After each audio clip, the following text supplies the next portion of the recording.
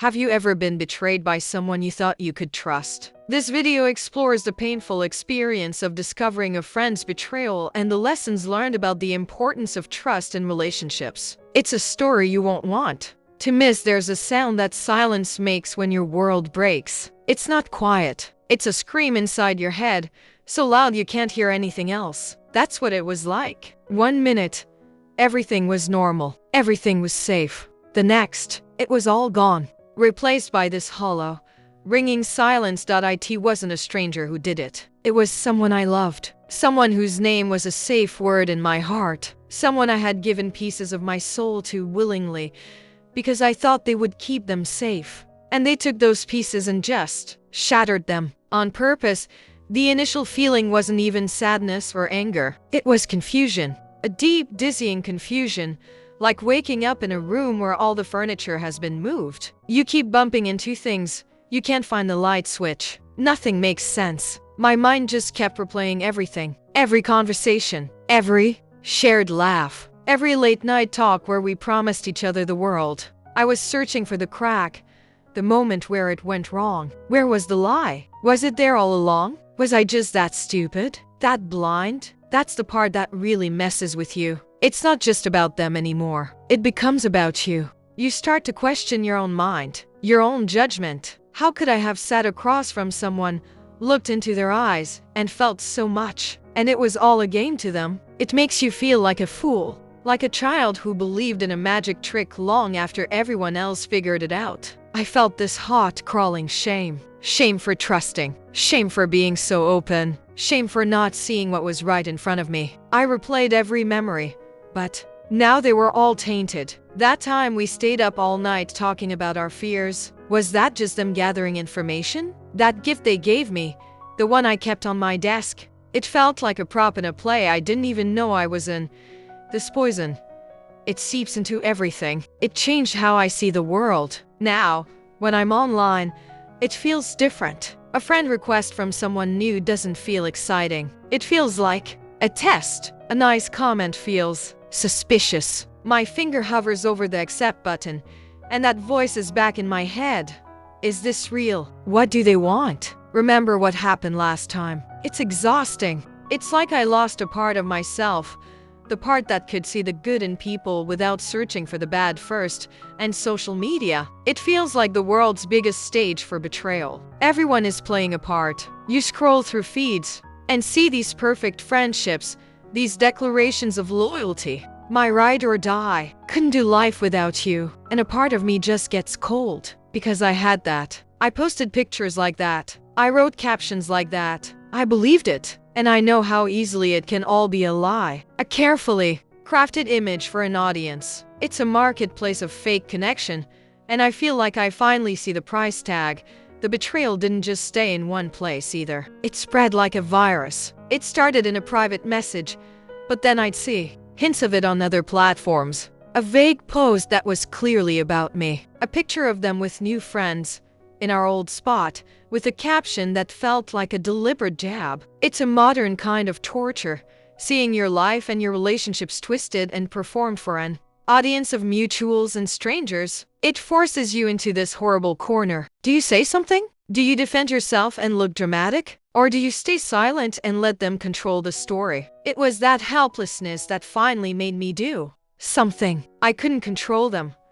I couldn't change what happened, but I could try to protect what was left of me. I remember sitting there, my hands shaking, and opening up my privacy settings on every single app. I went through them, line by line. Who can see my posts? Who can tag me? Who can send me a message? Every click felt like I was building a wall, brick by painful brick. It felt pathetic, trying to find safety in a drop-down menu. But it was all I had. It was the first time I realized that online, your heart is just more data. And if you're not careful, people will take it, use it, and then act like they did you a favor. The heartbreak wasn't just about losing a friend. It was about losing my belief in the ground beneath my feet.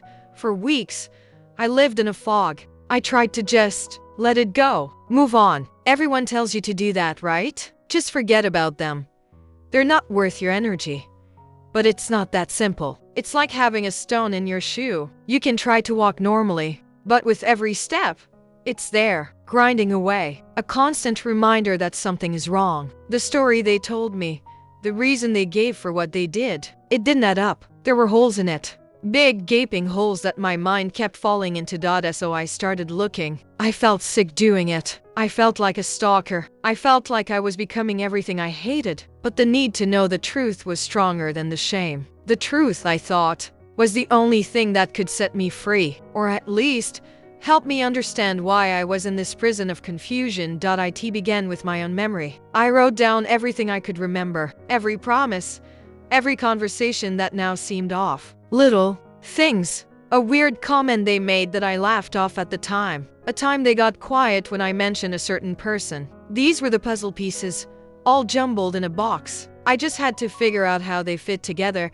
Then came the digital archaeology. I scrolled back, months, years, through old messages, old timelines. It was agonizing. It was like digging up a grave. Every happy memory I found was now evidence of a lie. I saw our old conversations, the ones filled with inside jokes and heart emojis, and my stomach would just clench, because now I could see the subtle shifts, the change in their tone, the questions that were a little too specific. The lies were there, hiding in plain sight. I'd just been too trusting to see them. Social media was both a tool and a trap in this. It was where I found the clues. A tagged photo I was never meant to see. A comment from a mutual friend that contradicted their story. A public post that, when put next to a private message, exposed a massive lie. People are messy. They leave digital footprints everywhere. And if you know where to look, you can follow the trail. I found out things I never wanted to know. Not just about the betrayal itself, but about other things, other people they had hurt in the same way. It was a pattern. I wasn't the first. I probably wouldn't be the last. But social media also made it a nightmare. Because for every piece of evidence I found, there were 10 pieces of misinformation. Rumors spread. People took sides. Friends of theirs would send me messages, defending them, telling me I was crazy, that I was misunderstanding. They would post vague, sad things online, painting themselves as the victim, and people would rush to comfort them. I was watching them create a completely false narrative in real time, and I felt powerless to stop it. It was my truth against their performance, and their performance had a bigger audience. It made me question if I was the one who was wrong. Was I twisting things? Was I just being too sensitive? Their gaslighting was so effective that it had an echo chamber. The hardest part was the confrontation. I knew I had to do it. I couldn't live with the questions anymore. My heart was pounding so hard I could feel it in my throat. I had a whole speech planned out in my head, all my facts lined up. But when the moment came, none of that mattered. The words just tumbled out, full of hurt and confusion. And their reaction, it was worse than I could have imagined. There was no apology, no remorse, just denial. Cold, flat denial. Then they twisted it. It was my fault. I was too demanding. I was imagining things. I was the one who had pushed them away. It was a masterclass in turning the tables. I left that conversation feeling smaller and more broken than I had before. The final piece of the puzzle came from an unlikely place. An old, forgotten email chain. It was undeniable. It was the truth, in black and white. And when I saw it, I didn't feel relief. I didn't feel victorious. I just felt empty. The mystery was solved, but knowing the truth didn't fix the damage. It just confirmed that the monster I was afraid of was real. It took away that last shred of hope that maybe, just maybe, I was wrong about them. I wasn't. And that was the most heartbreaking discovery of all. Before all this, I thought trust was simple. It was a switch you turned on. You meet someone, you like them, you trust them. I never thought about it as something you had to inspect or protect. Now, I see it differently. Trust isn't a gift you give freely anymore. It's a garden. You have to tend to it, watch for weeds, and build a fence around it. The first and hardest lesson was learning to see the red flags. They were there all along. I realize now. I just called them quirks. The way they talked about their other friends, the little digs disguised as jokes. The way their stories never quite lined up. The way they needed constant validation but never gave any back. These weren't quirks. They were warnings. Now, I listen to that little voice in my gut, that feeling when something is off. I used to ignore it because I wanted to be nice. I wanted to be liked. I don't do that anymore. That feeling is my alarm system, and I've learned to respect it. Setting boundaries was another lesson written in scar tissue. I used to think saying no was mean. I thought having boundaries meant I was being difficult or high maintenance. So I would say yes to things that made me uncomfortable. I would share more than I wanted to. I would let people take up space in my life that they hadn't earned. The betrayal taught me that a boundary isn't a wall to keep people out. It's a line to show them where the door is. It's saying, this is me. This is my space, my energy, my heart. And you have to treat it with respect to be allowed in. It's still hard. Every time I have to say, I'm not comfortable with that, or I need some space, my stomach ties itself in knots. But the feeling of relief that comes after, the feeling of having protected myself, is worth the discomfort. The biggest lesson, though, has been about forgiveness and not forgiving them. That's a whole other journey I'm not even sure I'm ready for. I'm talking about forgiving myself. For a long time, I was so angry at myself. Angry for not seeing it, for being so naive, for letting someone have that much power over me. I felt stupid, damaged. I thought the betrayal was a reflection of my worth. If I had been smarter, better, more lovable, this wouldn't have happened. It's taken so much work to untangle that lie, to finally understand that their choice to betray me was about their character, not mine. I have to look in the mirror every day and tell myself, you are not stupid for trusting. You are not weak for loving. You were a good person to a bad one, and that is not your shame to carry. Some days I believe it. This whole experience has changed my relationship with the online world. I used to see social media as a scrapbook of my life. Now I see it as a data mining operation with a fun interface. I'm so much more aware of what these platforms are designed to do. They are designed to keep us scrolling, to keep us engaged, to make us feel connected so we'll share more of ourselves. They collect our likes, our clicks, our conversations, and they use it to sell us things, including ideas about ourselves and others. The algorithm isn't my friend. It doesn't care about my well-being. It cares about my engagement. Knowing that makes me see every post, every ad, every recommended friend in a new light. It's not real connection. It's a calculated transaction, and that leads to the ethics of it all. What am I putting out there? What pieces of my life am I turning into content for others to consume? Before, I'd post without thinking. A picture from a vacation, a rant about a bad day, a check-in at a restaurant. Now, every post feels like a decision. Am I willing to give this piece of my story away? Who will see it? How could it be twisted or misunderstood? The line between sharing and oversharing, between being authentic and being vulnerable to attack, has become razor thin. I've learned that my privacy is a form of power. My peace is more valuable than likes. And my trust, once shattered, is something that must be earned. One slow, deliberate, and cautious step at a time. Rebuilding trust in others feels like walking on a frozen lake after you've already fallen through the ice once. Every step is tentative. You hear every crackle. You expect the ground to give way at any moment. For a long time after the betrayal, I just shut everyone out. It was easier, safer. If you don't let anyone in, no one can hurt you. But it was also incredibly lonely. It was a cold, empty kind of safety. I knew I couldn't live like that forever. I didn't want the person who hurt me to have that final victory, turning me into someone who was incapable of connection. So I started small, very small. My strategy has been one of slow, cautious observation. When I meet someone new, online or in person, the old me would have jumped in with both feet, eager to find a connection. The new me hangs back. I listen more than I talk. I watch how they treat other people, how they talk about their friends, their family, the waiter at a restaurant. I watch for consistency. Do their words match their actions? Do they follow through on small promises? It's not about being cynical or suspicious of everyone. It's about being a better guardian of my own heart. I don't give my trust away for free anymore. It has to be earned, and that takes time.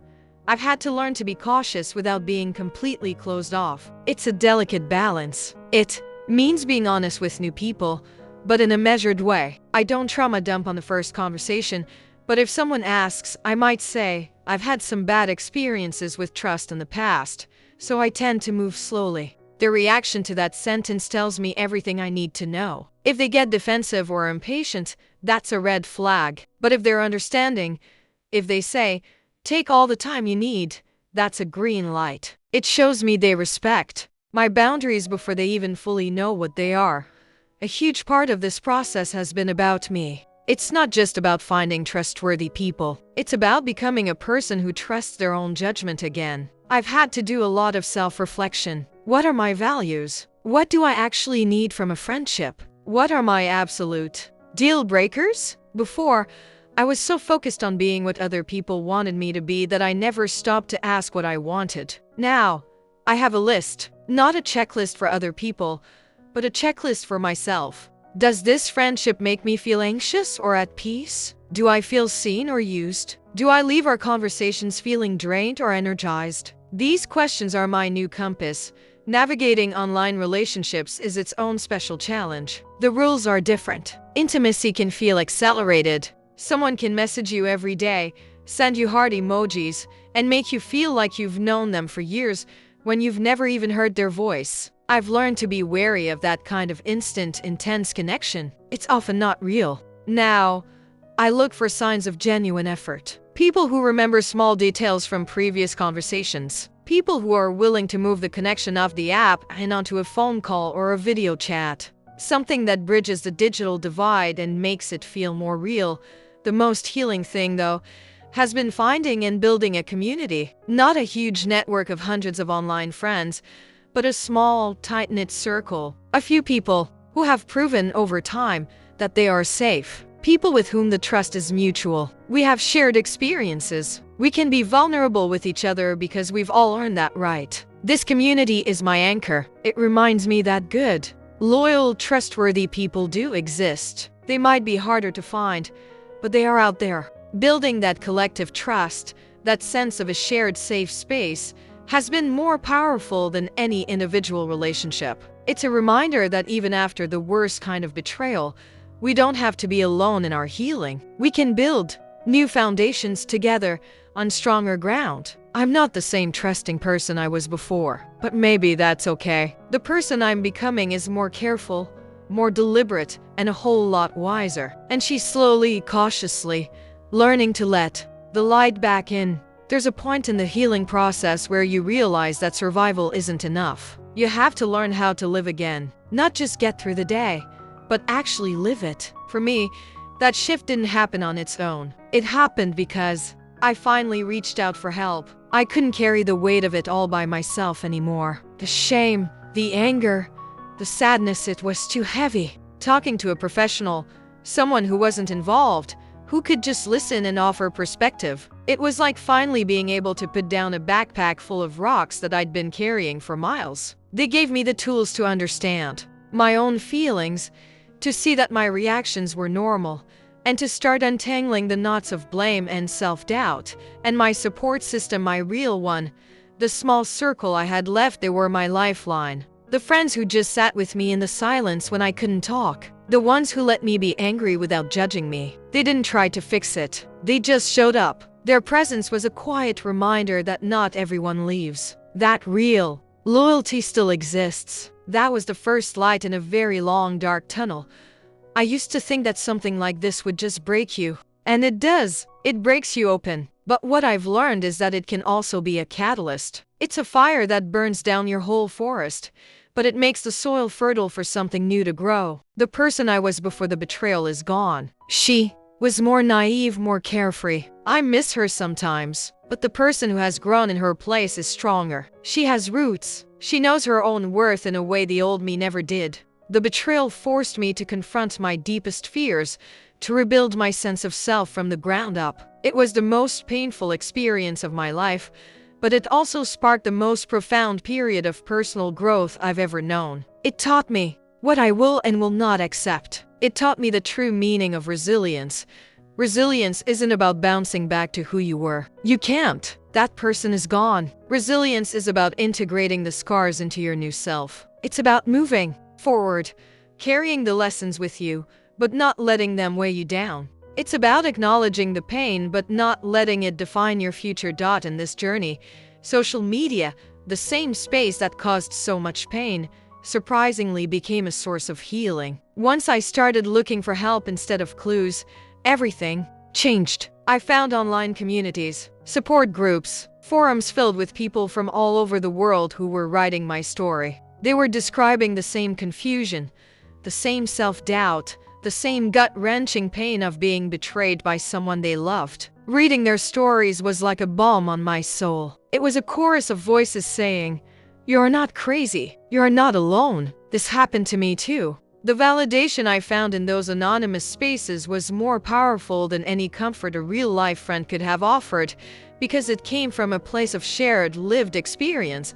These online communities became a safe space, a place where I could be completely honest about the ugliest parts of my feelings without fear of judgment. I could share my anger, my desire for revenge, my deep sadness, and people would just get it. They would share their own stories, their own strategies for coping. We were strangers, connected only by our shared wounds, but we were helping each other heal.